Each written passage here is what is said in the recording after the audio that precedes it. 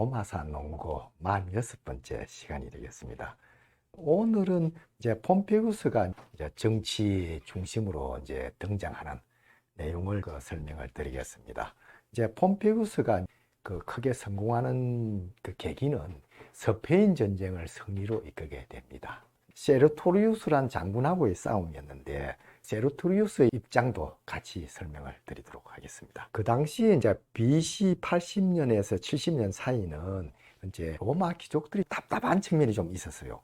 창의적이고 열린 마음이 좀 부족했던 것 같습니다. 선조들의 관행을 존중하는 것은 좋은데 그거 껍데기만 존중하는 거야. 그 형식이나 그 체례만 추종하고 선조들의 모스 마이오름에 담긴 그 정신을 실질적으로 되살리지 못했다. 술라가 그 당시에 쿠데타를 일으켜가고 정권을 장악했는데 그에 대해서 이제 술라가 자기들을 입맛이 맞다 이래가지고 지지를 하고 그 로마 전체 이익보다는 계급적 이익에 매몰됐다. 평가를 내릴 수밖에 없습니다. 이렇게 된 거는 국가와 개인 이익을 일치시키는 그 어떤 인센티브 시스템, 시장 필벌이 무너졌다고 볼 수밖에 없고 옛날에는 로마가 열심히 일만 하면 누구나 출세할 수 있는 그런 길이 열려져 있었는데 그게 옛날 이야기가 되어버렸다 말할 수 있겠습니다. 그러다 보니까 새로운 인재나 제도 계획을 수용을 못하는 거죠. 그 마리우스 같은 사람이 엄청난 업적을 세웠지 않습니까? 그럼에도 불구하고 정계에서는 이 사람들을 높이 평가를 안 합니다. 그래서 항상 따돌림을 시키고 군공을 세울 기회를 다시는 안 줍니다. 그러다 보니까 유능한 그 신진 인사들의 정치 진입이 어려워지는 문제가 발생해요. 그러니까 어떤 사람이 출세하느냐, 좀 사악하고 악랄한 사람이 출세하는 거예요. 그러니까 편법을 쓰거나 전쟁과 같은 극단 상황이 일어나지 않으면 그 정치 중심에 들어갈 수 없는 그런 사회가 되어 가고 있었습니다. 꼭 우리나라를 이야기하는 것 같아요. 점점 정치 진입이 장벽이 높아지지 않습니까? 그리고 거기에 온갖 건모술수나 이런 걸 쓰지 않으면 중심에 갈 수 없는 정치 환경이 되어버렸는데 그런 현상이 한 100년 전에 로마에 이미 발생했다 보면 될 것 같습니다. 그 폼페우스도 집안이 원래 자기 시골 동네에서는 유지였어요. 그렇지만 로마 수도의 귀족들이 볼 때는 촌놈이라. 그리고 피케눔 지역이 갈리아 지방하고 조금 가깝습니다. 북쪽이다 보니까 갈리아 피가 섞였다. 이렇게 상당히 부유한 유력 집안임에도 불구하고 조금 천대를 받는 그런 상황에 있었습니다. 그래서 아버지 폼페우스 스트라보라는 사람은 쌍놈이 출세하려니까 군대를 절대 포기해서는 안 된다 이런 생각을 가졌어요. 또 그걸 아들한테도 심어준 것 같습니다. 이 사람이 한 일을 보면 술라 쿠데타 후에 술라가 군권을 인수하려고 자기하고 같은 집정관인 폼페우스 루푸스를 보냅니다. 폼페우스 루푸스는 스트라보고 먼 친척이기도 한데 그럼에도 불구하고 군대를 놓지 않기 위해서 루푸스를 죽입니다. 그때는 술라도 손을 쓸 수 없는 상황이었어요. 그건 자기는 이건 사고사다 이렇게 해서 이제 마무리하고 지나갔는데 술라가 동방으로 미트레다테스 전쟁을 나간 다음에 그 뒤에 킨나가 다시 쿠데타를 일으켜가지고 전쟁이 벌어지는데 그때 전쟁 기간에 스트라보가 그 로마 정부편에 서서 킨나와 싸웠습니다. 그런데 이제 자기가 이 전쟁에 이기고 나면 상을 뭐 줄 거냐, 집정관 줄 거냐, 이걸 미리 협상을 한 거예요. 근데 당시 집정관 옥타피우스가 굉장히 우유부단한 사람이었어요. 그래서 머뭇머뭇하니까 킨나와도 협상을 벌입니다. 그런 상황에서 자기가 전염병에 걸려가서 죽게 되는데 그러다 보니까 굉장히 시민들이 인상이 나빴어요. 그래서 이 사람이 죽고 나서 관에 들어가 있는데 그걸 끄집어내서 끌고 다니는 그런 일까지 벌어집니다. 그래서 폼페우스는 그런 상황에서 BC 87년도에 아버지의 재산과 지지자 이런 걸 다 물려받게 됩니다. 특히 이 사람이 이제 가슴에 새긴 것은 출세하려면 군대와 돈, 지지자를 놓치면 안 된다. 폼페우스의 앞으로의 행보를 보면 그런 게 적나라하게 드러나게 됩니다.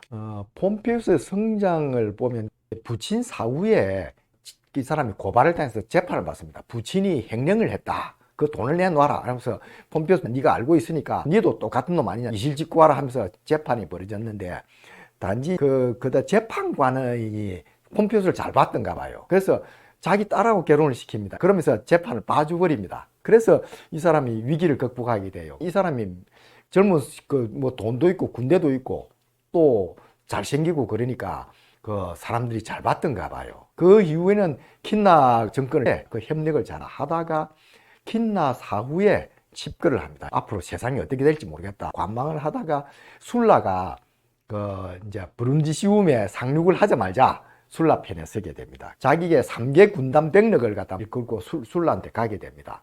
우리가 선거 캠프에 갈 때도 맨손으로 가면 후대접 받잖아요. 뭐 돈을 가져가든지 뭐 자기 지지자를 끌고 가든지 이러면 굉장히 환대를 받는데 맨손으로 간 사람은 별로 대접을 받지 못하잖아요. 그러니까 이 군대를 끌고 가야 된다. 이걸 그때 23살인가 밖에 안 됐는데 잘 알고 있었던 것 같습니다. 그래서 술라로부터 임페르토르라는 그 명칭과 환대를 받게 됩니다.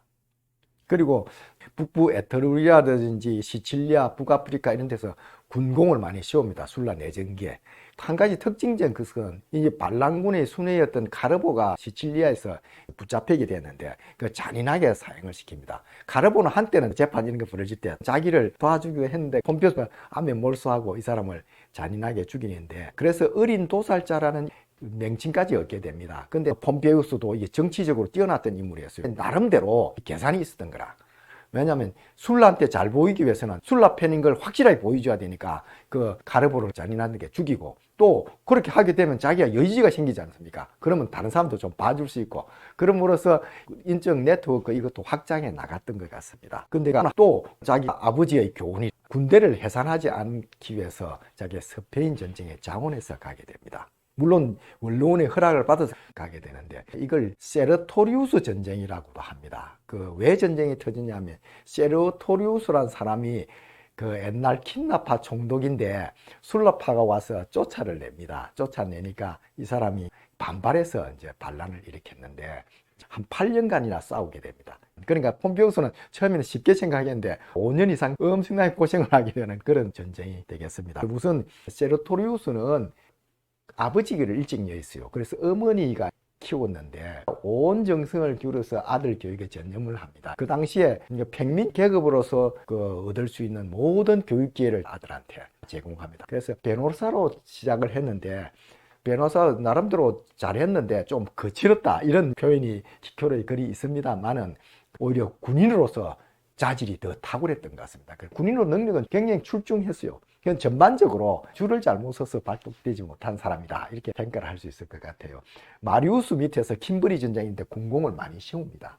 그리고 자기가 티디우스라는 그 스페인 총독 밑에서 공을 세우고 나중에 혼민간에 출발을 했는데 이게 백민 출신이고 마리우스 밑에서 출세를 하다 보니까 술라가 이 사람 혼민간제 대해서 견제를 많이 합니다. 그래서 결국 떨어지고 말았어요. 그러다 보니까 술라하고도 소원해지고 이런 상황에서 킨나 쿠데타가 일어납니다. 그래서 그때 킨나 밑에서 군공을 세우고 했는데 또 운이 안 좋은 게 킨나가 중간에 부하들 반란이 일어나서 죽게 됩니다. 그러다 보니까 또 날개가 꺾여버리는 그런 상황이 옵니다. 그래서 술라 내전에서도 만약에 이 사람을 직접 간에 전쟁을 했으면 성패를 알 수 없다는 이야기를 역사가들이 많이 합니다. 이길 수도 있었다. 이런 평을 내립니다. 근데 이제 그 당시에 순회였던 그 카르보가 27살에 아무 경험도 없는 마리우스 아들을 집정관에 앉혀가지고 결국 전쟁이 지고 맙니다. 그런데 세르토리우스는 이 전쟁의 성패를 미리 이제 내다봤어요. 이런 상태로는 도저히 술라를 이길 수 없다 생각하고 스페인 총독에 부임해 갑니다. 근데 아까 말씀드렸다시피 술라가 정권을 장악하고 나서 이제 세르토리우스는 킨나파니까 자기 밑에 부하 장수를 이제 총독으로 보냅니다. 안니우스라는 사람이 왔는데 그 당시에 병력이 중과부적이었대요. 5배나 많은 병력이 오니까 결국 세르토리우스는 모든 걸 이제 포기하고 아프리카로 도망갈 수밖에 없었는데 문제는 새로운 총독들이 가렘주구를 한 겁니다. 왜냐하면 당시 로마는 속주 총독으로 하면 돈 벌 기회가 주어져요. 그래서 돈을 모아가지고 와서 다시 로마 정결에 진출하는 이상한 코스가 되어 있었습니다. 그리고 그 스페인은 이제 여러 부족으로 쪼개져 있기 때문에 좀 말 안 듣는 놈은 한 번씩 공격을 해가지고 전공을 세우고 돈도 벌고 개선식을 하고 그 지역이 스페인이었습니다. 그뿐만이 아니라 그 당시에 그 이탈리아 내에서도 반술라파 사람들을 전부 다 공권 박탈하고 죽이고 재산을 뺏고 있는데 그런 일이 스페인에도 일어나게 됩니다. 그러다 보니까 굉장히 민심이 흉흉할 거 아닙니까? 그러니까 그 스페인 부족들이 세르토리우스를 돌아오라고 그럽니다. 왜냐하면 세르토리우스는 당시에 온건한 정책을 했어요.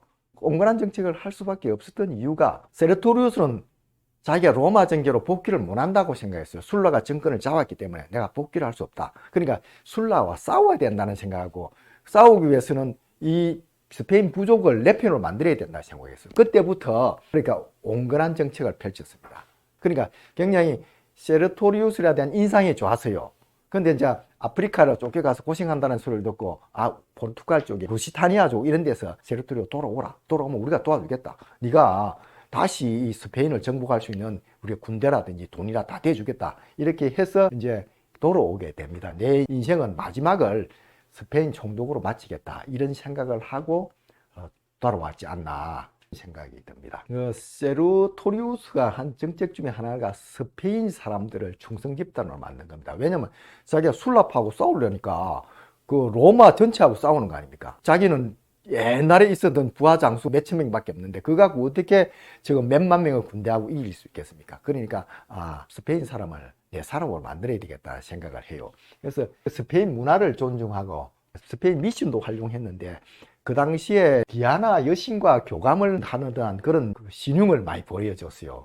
여기 나오는 신사섬, 이게 디아나 여신의 화신이라고 생각했던 것 같습니다. 그걸 항상 데리고 다니면서 얘한테 내가 뭔가 영감을 받는다, 이런 인상을 많이 줬어요. 또 여러 번 성전도 하고 이러니까 이거 세르토리우스는 디아나 여신이 돕는 사람이다, 이런 생각을 스페인 사람들이 하도록 만들었다고 합니다.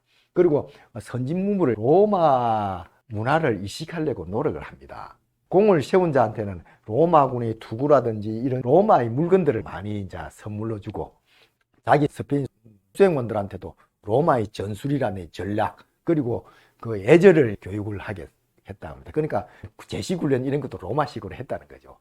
그럼에도 불구하고 스페인에 영합하는 듯한 위선적인 행동은 안 했어요. 오히려 스페인 부족 군대에 로마인 장교를 장군으로 임명하는 정책을 취합니다. 그런데 특이한 거는 스페인 부족의 귀족 자녀들 학교를 설립한 거예요. 로마 문화를 가르치기 위해서. 그러니까 로마 교육이 자녀들에도 도움된다.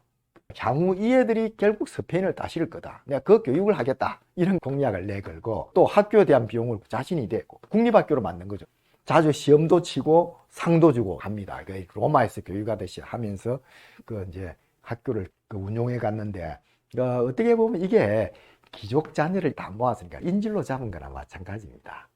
근데도 좋은 교육을 시키기 하니까 부모들이 다 원했다. 그리고 세르토리우스를 믿었다. 보면 될 것 같습니다. 이제 바로 여기가 에우스카입니다. 이 피레네 산맥을 넘자마자 여기다 수도를 세우고 학교를 건립을 했어요. 그리고 귀족 자녀 교육이 스페인 부족을 통일하는 기반을 제공했다, 이런 주장을 학자들은 합니다. 왜냐하면 학생들이 전부 다 부족장들 아들, 딸들이지 않습니까? 그러니까 부족장들 아들끼리 이제 어릴 때부터 교육하니까 전체적인 스페인을 알게 되는 거죠. 인적 네트워크가 형성되는 겁니다. 그리고 결혼 등 부족 간의 연대나 동맹도 가능하게끔 됐고, 또 같은 스페인 사람이라는 인식을 준 게 이게 통일 기반 아니겠습니까? 세르토리우스 자신도 또 자기가 로마 정교로 복귀하면 당신들한테 로마 시민권도 주겠고 관직도 줄 거다, 이런 이야기 공약을 합니다. 그러면서 스페인은 로마에 의해 운영되는 로마 체계내에 있다. 너희는 로마의 일부다 하는 걸 갖다 심어줬어요. 당신들이 나중에 로마의 전개로 나갈 거다. 이런 꿈을 학생들한테도 실어줬습니다. 그러니까 전부 다 세르토리우스를 좋아하게 되겠죠. 사람이 정치적인 감각이 탁월했던 것 같습니다. 또 스페인 원로원을 설치했는데, 세르토리우스가 이게 로마와 스페인 부족 간의 전쟁이 아니다. 이거는 로마의 전쟁이다. 당신들은 로마의 일부다. 이런 주장을 합니다. 또 자신은 진짜 로마의 수호자다.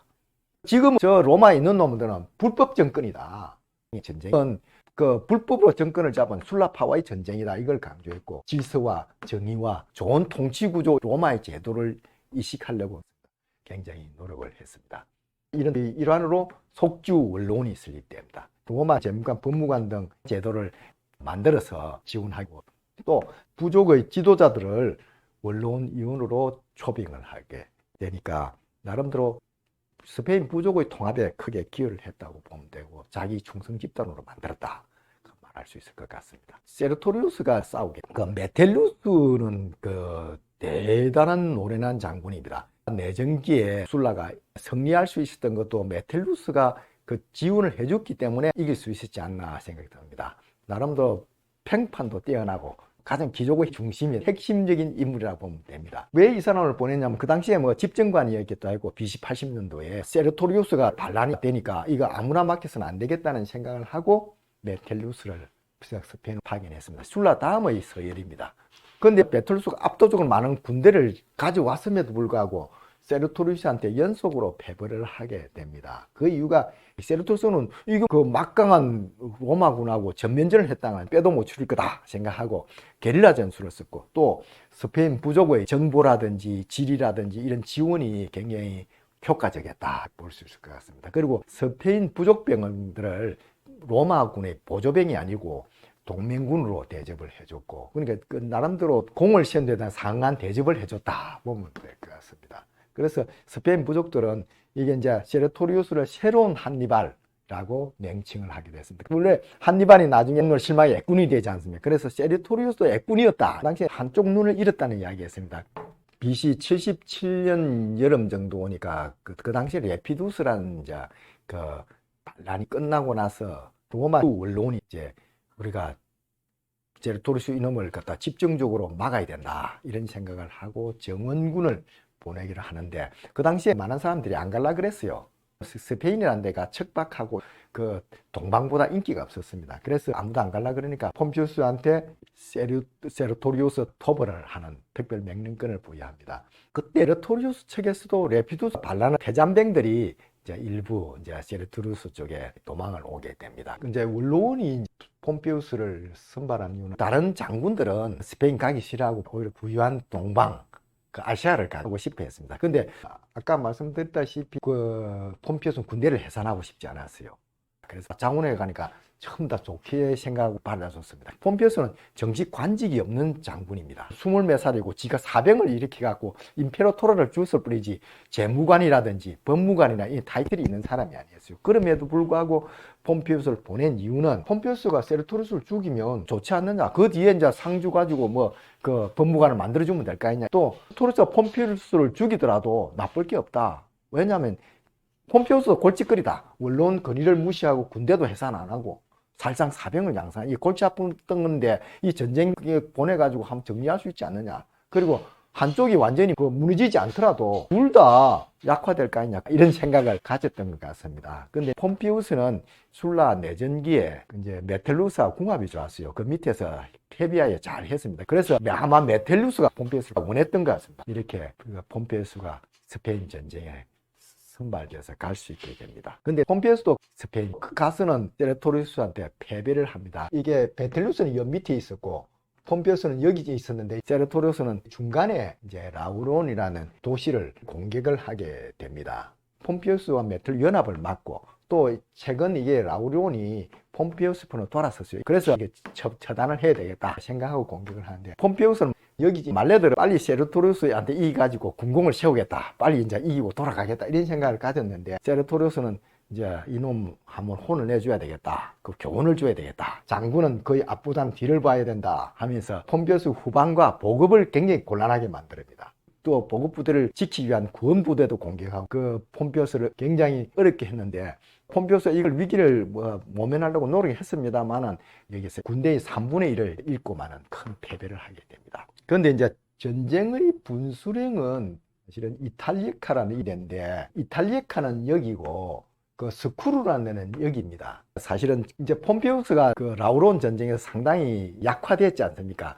그래서 폼피우스를 부하장수인 페르페르나한테 맡기고 자기는 메텔루스와 직접 상대하러 이탈리아까지 내려가는데 이길 줄 알았는데 페르페르나가 생각보다 빨리 패하게 됩니다. 그러니까 놔두다가 안 되겠거든요. 그래서 자기는 이 메텔루스 싸우러 가다가 다시 돌아오게 됩니다. 그 사이에 메텔루스를 자기 부장 히르투라이우스한테 맡기고 왔는데 히르투라이우스가 전면전을 하지 말고 시간을 좀 끌어줘야 되는데 그냥 자기가 전면전을 하다가 2만 명이라는 군대를 잃게 되는 큰 패배를 당해야 됩니다. 세르토리우스는 돌아와서 폼피우스를 또 공격해서 상당히 전략적인 승리는 거둬요. 그렇지만은 메텔루스한테 그쪽을 간 모든 병력 잃고 메텔루스 공격해서 오게 되니까 자기가 버틸 수가 없는 거라. 그래서 오히려 이기고도 후퇴할 수밖에 없는 그런 상황이 오는데 이때부터 밀리기 시작하게 됩니다. 왜냐하면 저쪽은 군대가 많고 여기는 얼마 안 되는 군대까지 잃게 되었으니까 이제 전면전을 못 하게 되는 겁니다. 그래서 이때부터 세르토리우스는 게릴라전으로 들어가게 됩니다. 메틀루스 보니까 세르토리우스 저쪽에 사람이 없는 거라, 뭐 페르페르나 이놈도 별거 아니라는 걸 알게 된 거죠. 그러니까 세르토리우스만 제거하면 이 전쟁이 끝난다는 걸 알게 된 거죠. 그래서 엄청난 포상금을 내걸입니다. 이게 보통 일반 공권박탈자 한 50배를 내걸어요. 또 반란자라 하더라도 로마로 무사기환을 약속합니다. 보상금도 주고 기환을 약속하니까 세르토리우스 로마 군 쪽에서는 술렁술렁 할 거 아닙니까? 전부 다 솔깃하게 되는 거죠. 그러니까 세르토리우스가 불안해지는 겁니다. 전에는 자기 경호원을 로마인으로 앉혔는데 로마 놈들이 자기를 죽이고 보상금 받아가 돌아갈 수가 있지 않습니까? 그러니까 경호원조차도 스페인 출신으로 다 변경을 합니다. 이게 또 로마인들의 불만을 사게 돼요. 콘라드라는 사람이 그 플루타르쿠스 영웅전을 해석을 하면서 이 세르토리우스를 재조명한 책을 썼는데 마지막에 세르토리우스가 폭군이 됐다.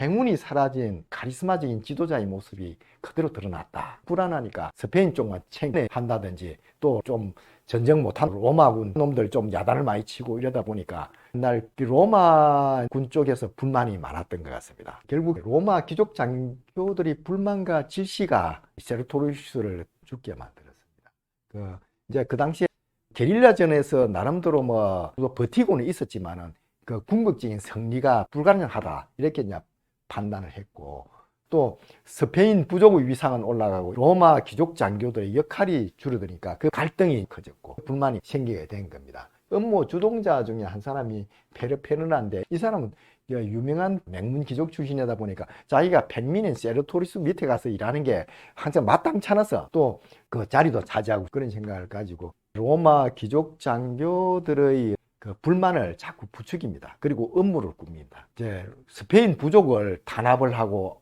가름주구를 하고 하니까 그 스페인 부족이 또 반란이 일어날 거 아닙니까? 이걸 세르토리우스는 또 원인도 알지도 못하고 반란 탄압을 할 수밖에 없고, 특히 우에스카야 학생들이 데모를 일으키고 이랬던가 봐요. 스페인 부족에 대한 탄압은 잘못된 거다 이렇게 데모도 하고 그러니까 죽이고 또 노예로 팔고 이런 일이 벌어집니다. 결국 스페인 부족들 불만도 커져갑니다. 그러니까 이게 음모자들이 아주 지능적으로 세르토리우스를 곤란에 빠뜨리고 있었다 보면 될 것 같습니다. 그때 로마 장교들이 세르토리우스를 만찬에 초대해서 칼로 찔러서 그 암살을 하게 됩니다. 그러니까 전쟁은 이제 끝났는데 사실은 이 전쟁에서 처음부터 끝까지 고생한 사람은 메텔루스인데 여론은 위험을 무릅쓰고 자원한 폼페우스 쪽으로 옮겨갔지 않나 생각이 됩니다.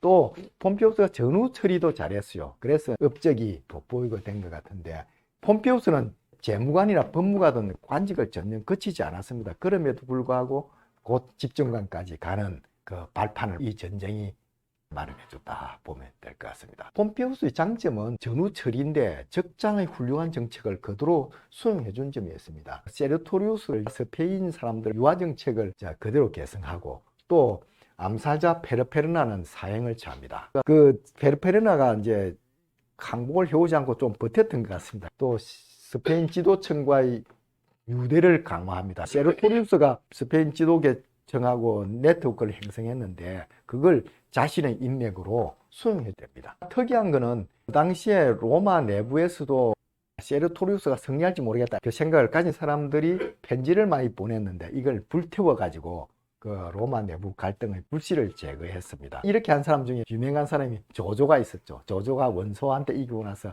그 편지를 다 불태워 버리지 않습니까? 그러니까 그 두 마음을 품었던 사람들을 그다음 안심을 시켜주었는데 그와 같은 일을 폼페우스가 했다. 그 현 정부도 한일 한미 외교 정책 이런 성경은 훌륭한 판단이라고 생각됩니다. 그리고 야당 대표와 대화 저희도 훌륭했는데 단지 노란봉투법도 좀 재고를 했으면 좋겠다. 노조와 경영진 간의 공정한 어떤 협의가 될 수 있는 그런 장을 마련해주는 게 정부의 역할인데 그렇게 해야 경제가 발전할 수 있지 않을까 생각해서 말씀드립니다.